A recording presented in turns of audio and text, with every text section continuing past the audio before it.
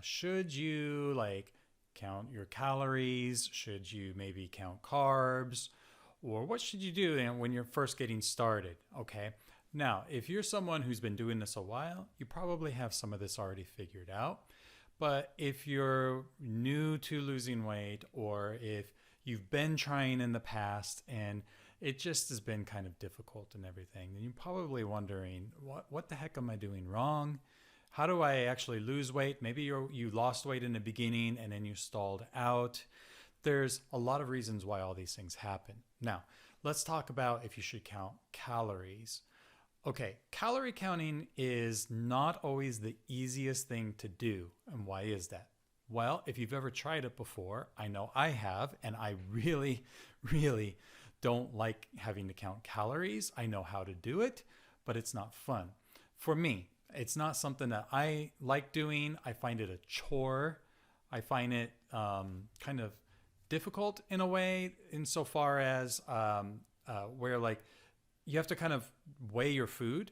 And I do have a scale, but like you got to weigh your food if it's not just like a packaged food, which a lot of the foods we eat should be healthier foods, right? Whole foods.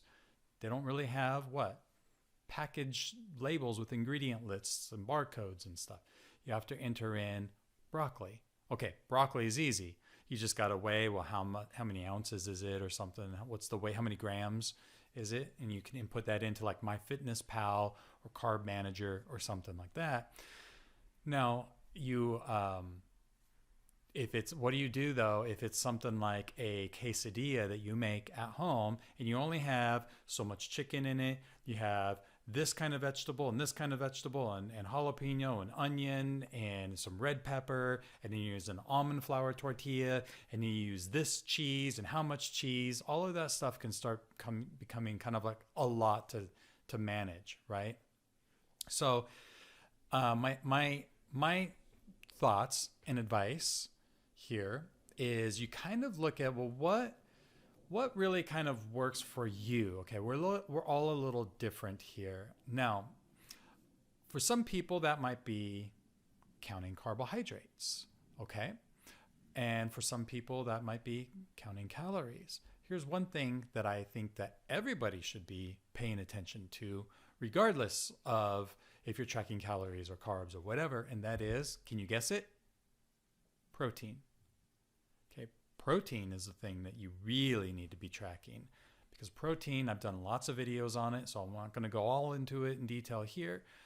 Protein, however, is the thing that's going to help boost metabolism and is going to be your best friend with weight loss. Okay, helps you with not being as hungry between meals and stuff. Again, a discussion for another day.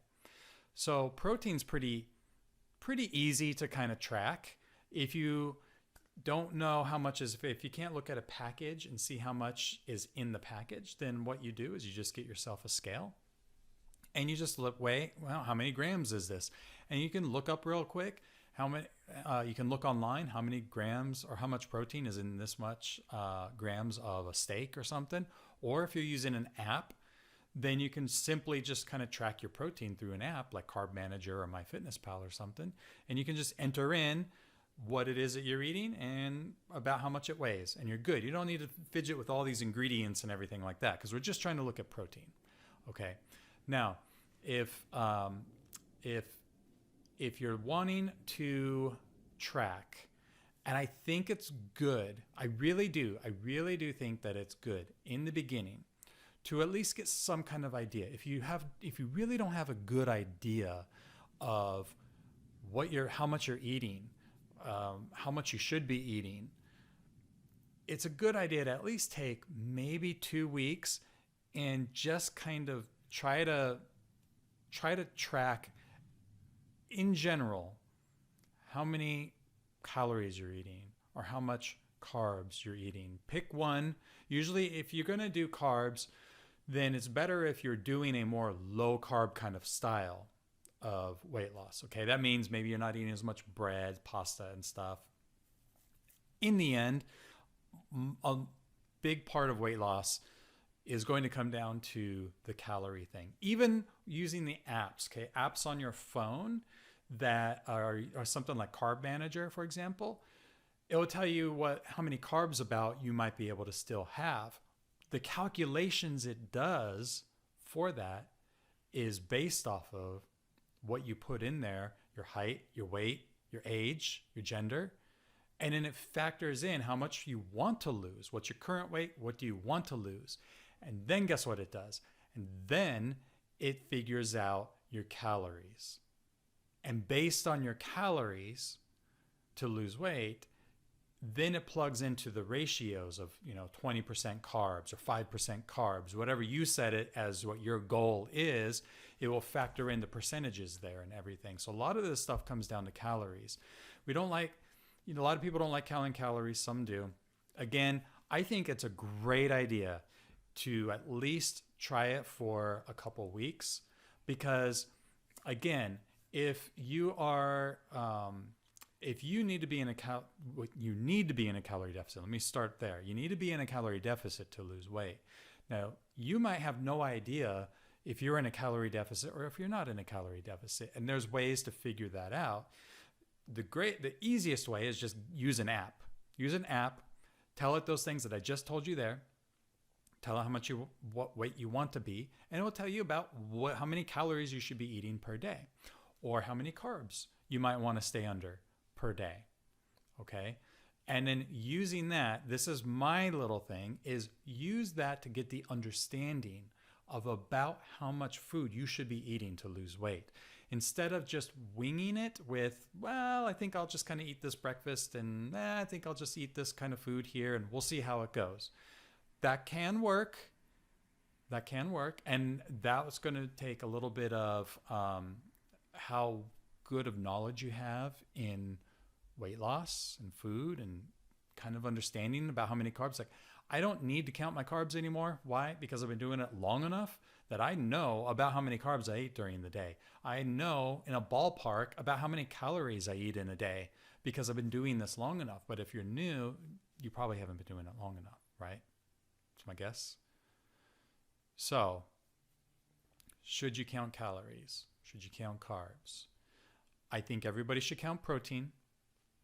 I think that you should, at the very least when you're starting out, choose one to track, carbs or calories, to some extent, to give you, and what we're looking for is the information of about how much volume food you should be eating during the day.